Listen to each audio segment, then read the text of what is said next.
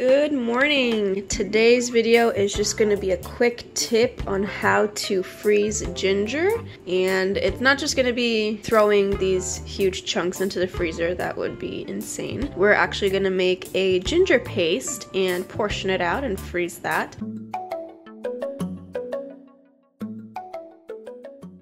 The reason I wanted to make this video, I didn't find one like what I was looking for online, so I thought it might be helpful to you. But the reason I'm doing this is because I bought this huge container of fresh organic ginger. It's almost 2 pounds, and this big container with all of this and a little more was $6.99 at Sprouts, whereas before I used to just buy these little teeny bags which contained maybe that much ginger in the bag, and this was like $2.49-ish. So it's definitely a much better deal getting the big container, but I never used to get these big containers because I thought that the ginger would go bad before I had a chance to use it.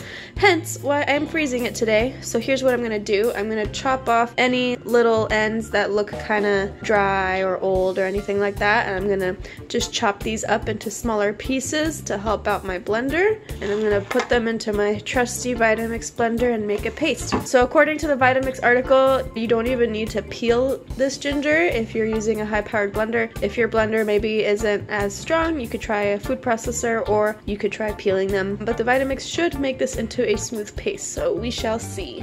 So you can see that I've just roughly chopped my ginger to help the blender out a bit. The article said to just use about 1.5 cups of ginger at a time, which is what I've got here, and that's only about 1/3 of all my ginger, so I'm gonna be doing a couple more batches of this. So let's just blend this up.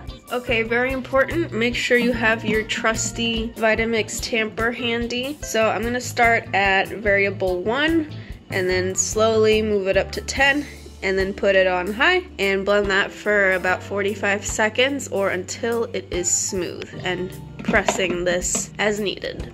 Alright, here's what happened with my first batch of ginger. This was when I filled it up to about just around the 2-cup line with the ginger chunks, and you can see it's not very smooth at all, and that's because I don't think there was enough volume of ginger to really keep the blades going. So the second batch, I filled the blender up to the 3-cup line with chopped ginger chunks, and it definitely got smoother. If I were to compress this, it would probably go down to like 1.5 cups, but it's starting to get to the point where it's not really turning enough. So I'm gonna add my first batch of ginger to this. That's just gonna add more volume, and I can keep pressing into it and hopefully make all of it very smooth.